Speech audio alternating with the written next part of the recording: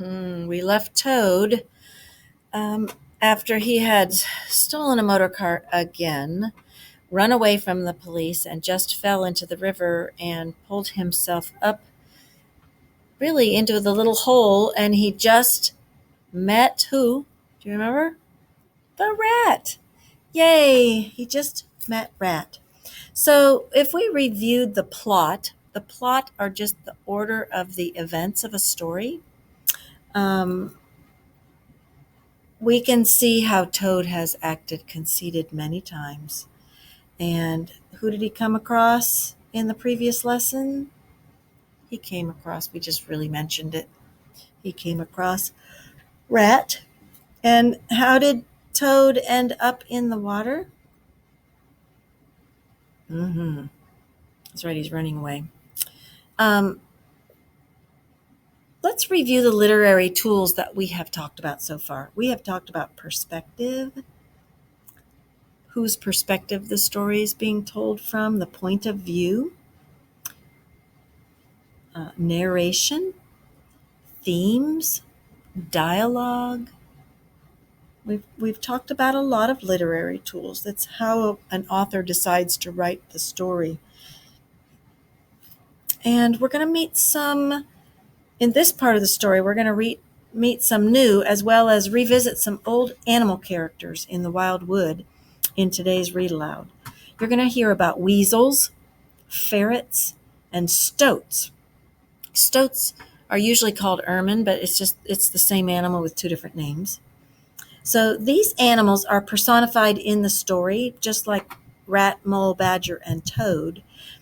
But listen carefully to the story to hear which aspects of their characteristics are personified and which ones are just true to their nature and not personified. It's sort of like both these animals. Some of them are hibernating, like when badger hibernates, he's being true to his true animal self. Okay. Toad has just run right into the river and finds himself in front of Water Rat. Do you remember the last time that Toad saw Water Rat? It was a long time ago in our stories. You remember that the last time that Toad saw Water Rat, Toad had lied to Rat about being ill and needing a doctor and a lawyer so that he could escape? Ooh. How do you think Rat feels after Toad tricks him and escapes from Toad Hall? Do you think that that Rat is going to be happy to see Toad? How would you have felt if a friend lied to you and tricked you? Would you let bygones be bygones? Or would you hold a grudge? Do you think that Rat will be willing to help Toad in this new read aloud story? Why or why not?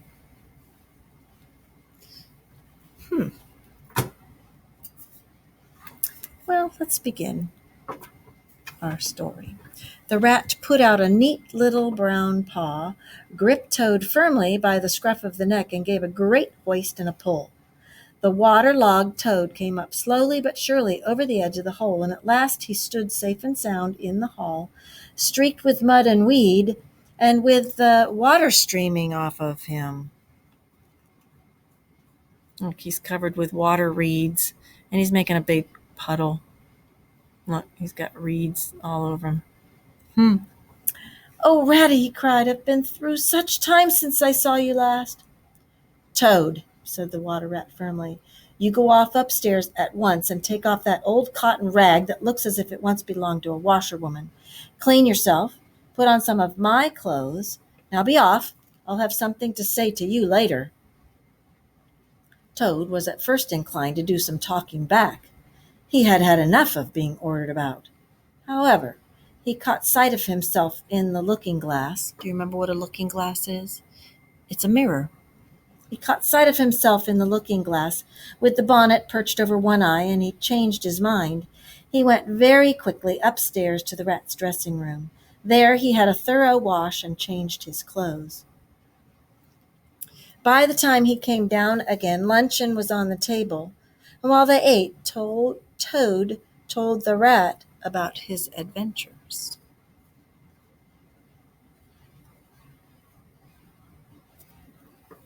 When at last Toad had talked himself to a standstill, there was a silence for a while, and then the rat said, "Now, Toady, on your own admission, you have been handcuffed, imprisoned, starved, chased, terrified out of your life, insulted, jeered at, and flung into the water, by a woman, too.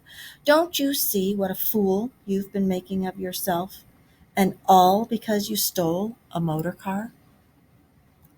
Toad heaved a deep sigh and said very humbly, "Quite right, Ratty. I can quite see that, but now I'm going to be a good toad. As for motor cars, I've not been so keen on them for quite a while. I have something else in mind, but all in good time. Let's have our coffee, and then I'll stroll down to Toad Hall." "Stroll down to Toad Hall?" cried the rat, greatly excited. "Do you mean to say you haven't heard?" "Heard what?" said Toad, turning rather pale. "Do you mean to tell me," shouted the rat, "that you've heard nothing about the Stoats and Weasels?" "What, the Wild Wooders?" cried Toad, trembling in every limb. "What have they been doing?" "And how they've been and taken Toad Hall?" continued the rat. Toad leaned his elbows on the table, and a large tear welled up in each of his eyes. "Go on, Ratty," he murmured presently. "Tell me all." "When you got into that trouble of yours," said the rat. Toad merely nodded. "Well, it was a good deal talked about," explained the rat. "The river banker stuck up for you, but the wild wood animals said that it served you right, and they went about saying that you would never come back again." Toad nodded once again. "The mole and the badger insisted that you would come back somehow." Toad began to sit up in his chair again and to smirk a little. "They were so sure that you would never be seen again," continued the rat, "that they managed and arranged to move their things into Toad Hall. And so one dark night a band of weasels crept silently up the driveway. Simultaneously, a body of desperate ferrets took possession of the kitchen garden, the backyard, and offices, while a company of skirmishing stoats occupied the conservatory and the billiard room. The mole and the badger were sitting by the fire when those bloodthirsty villains broke down the doors and rushed in upon them. They were unarmed and taken by surprise.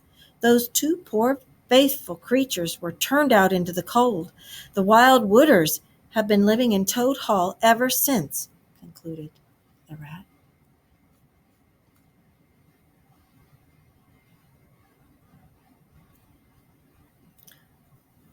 "Oh, they have," said Toad, getting up and seizing a stick. "I'll see about that." "It's no good, Toad," called the rat after him. "You'd better come back and sit down. You'll only get into trouble." But the Toad was off. He marched rapidly down the road, fuming and muttering to himself, till he got near his front gate. At that moment there popped up from behind the palings a long yellow ferret with a gun. "Who comes there?" said the ferret sharply. "Stuff and nonsense," said Toad very angrily. "What do you mean by talking like that to me? Come out of that at once, or I'll—" And the ferret never said a word, but he brought his gun up to his shoulder. Toad prudently dropped flat on the road, and bang! A bullet whisked over his head. The startled Toad scrambled to his feet and scampered off as hard as he could. He went back very crestfallen and told the water rat. "What did I tell you?" said the rat. "They've got sentries posted, and they are well armed. You must just wait." Still, Toad was not inclined to give in all at once, so he got out the boat and set off rowing up the river to where the garden front of Toad Hall came down to the waterside. Arriving within sight of his own old home, he surveyed the land cautiously. All seemed very peaceful and quiet. He could see the whole front of Toad Hall glowing in the evening sunshine. He would try the boathouse first, he thought. Very warily he paddled up the mouth of the creek and was just passing under the bridge when— crash! A great stone dropped from above smashed through the bottom of the boat. The boat filled and sank, and Toad found himself struggling in the deep water. "It will be your head next time, Toady," the stoats called out to him. The indignant Toad swam to shore, while they laughed and laughed. The Toad retraced his weary way on foot and related his disappointing experience to Water Rat once more. "Well, what did I tell you?" said the rat very crossly. "And now look here, see what you've been and done, lost me my boat that I was so fond of." The Toad saw at once how foolish he had acted. He admitted his errors and made a full apology to Rat. "Ratty, I see that I have been a headstrong and a willful Toad. Henceforth I will take no action without your advice and full approval." "If that is really so," said the good-natured Rat, already appeased, "then my advice to you is to have some supper. In addition, do nothing until we have seen the Mole and the Badger and taken their advice." "Ah, yes, of course, the Mole and the Badger," said Toad. "What's become of them, the dear fellows?" "Well, you may ask," said the Rat reproachfully. "While you were riding about the country in expensive motor cars, these two poor devoted animals were trying every which way to get your property back for you. You don't deserve to have such loyal friends." "I am an ungrateful beast, I know," sobbed Toad, shedding bitter tears. "Let me go out and find them, out into the cold, dark night. Hold on a bit. Surely I hear the chink of dishes on a tray. Supper's here at last. Hooray! Come on, Ratty." They had just finished their meal when there came a heavy knock at the door.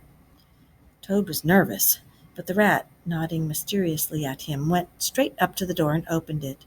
And in walked Mr. Badger.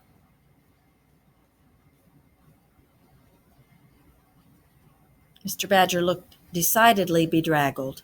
He came solemnly up to Toad, shook him by the paw, and said, "Welcome home, Toad. Alas, this is a poor homecoming." And then he turned his back on him and helped himself to a large piece of pie. And that's the end of the reading. What has Toad gone through since he has last seen his friends? And how does he feel after he tells Rat about his adventures? Does he want to go on any more? Toad has been handcuffed, imprisoned, starved, chased, terrified out of his life, insulted, jeered at, and flung into the water by a woman, and all because he stole a motor car. Toad said he's had enough of adventures. He regrets being conceited. Do you think there's a chance that Toad will actually change his ways?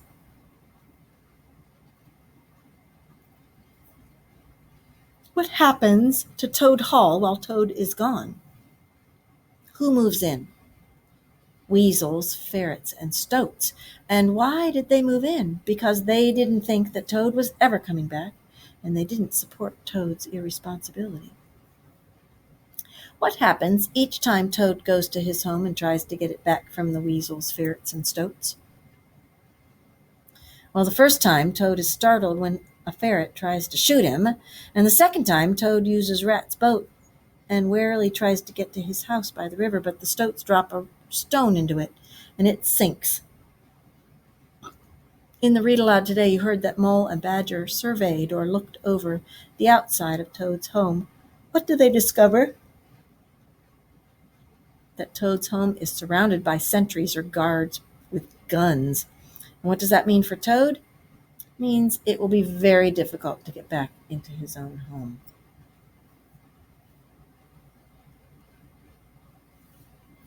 From whose perspective is this story being told? It's being told from Toad's perspective.